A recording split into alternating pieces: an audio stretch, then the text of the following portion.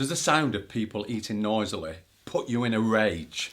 And if I were to bite this apple and crunch it really loudly, would that really get on your nerves and really irritate you? If that's the case, you may have a condition called misophonia, so this is the film for you. So if you've got a hatred of sound, particularly the sound of people eating, for example, then you might be suffering with something called misophonia, sometimes pronounced misophonia, also sometimes referred to as 4S. Which is selective sound sensitivity syndrome. Which is quite a mouthful, really. It is actually, to say.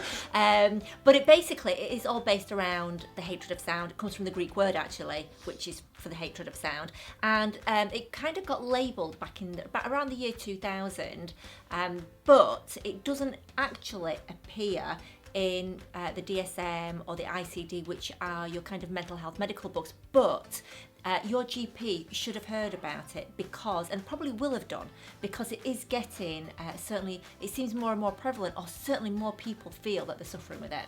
And what is it? I mean, essentially, it's just an abnormal negative reaction to human sounds. I say human sounds because it's not usually animals. And even though we've got a noisy cat, who doesn't he, when he eats? I mean, really noisy.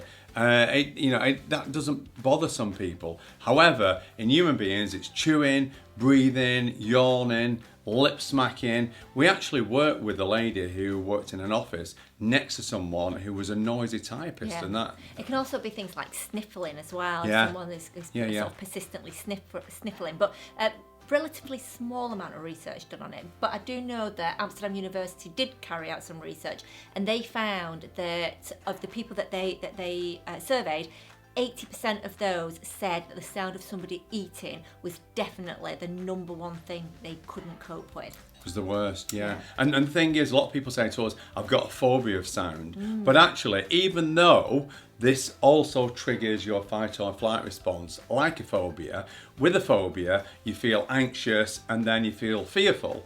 With misophonia, you feel anxious and then you feel angry, and some people can actually go in such a terrible rage. Yeah, I mean, like throwing things and smashing things and screaming and shouting. And people really have to, or a lot, the people that really struggle with it, they really have to adapt their lives in that some people have to wear ear defenders when they're eating. Some people have We've worked with people who just wore ear defenders constantly if they go outside. Yeah, 'cause it's so sensitive to these sort of human sounds, but it might mean that you can't go in a restaurant, you can't even sit and have like your Christmas dinner or a family dinner sitting around the table because of it. Some people, like I say, choosing to actually live on their own because they really find it so difficult. We have worked with some families where the family will have a meal and the person with misophonia is having a meal in another room. Which is so it can be sad. really isolating. Yeah, it can be very isolating. And like I said, there's very little research been done into it, although the one thing that I did find really interesting was that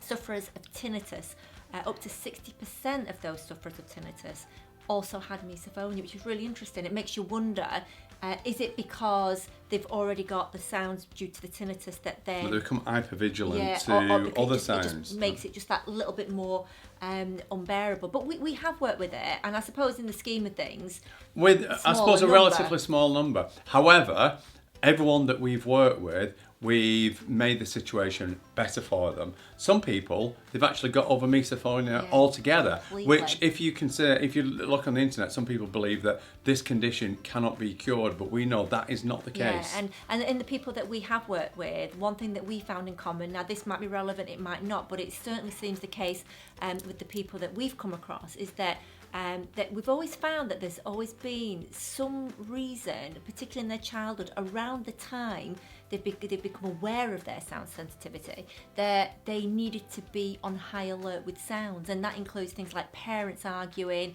so listening out at night, are they arguing because you're worried about your mum and dad, perhaps parting ways. We had somebody who'd had the home broken into when they were little, and then they became aware of this sound sensitivity. Is it that they were on high alert because they thought that somebody was going to come in there? Again, yeah. I really don't know, but that has been a commonality that we found. But you know, you can get over it, can't you? Yeah, I mean, think, you know, you can always get better. It's not a condition that you're born and I've got to with. say that something that we always lose sight of is, you know, is that I know that people band around the word this is incurable, that's incurable, but the fact is that it may be right now, but we never know what's around the corner and what new invention or some new discovery might happen tomorrow. So don't ever lose hope. But whilst it's a small sample, we have actually cured people from misophonia. Yeah. You know, so please don't give up hope. If you've enjoyed this film and it's been helpful, then please subscribe to our channel. We upload new films every Monday, various different topics within mental health.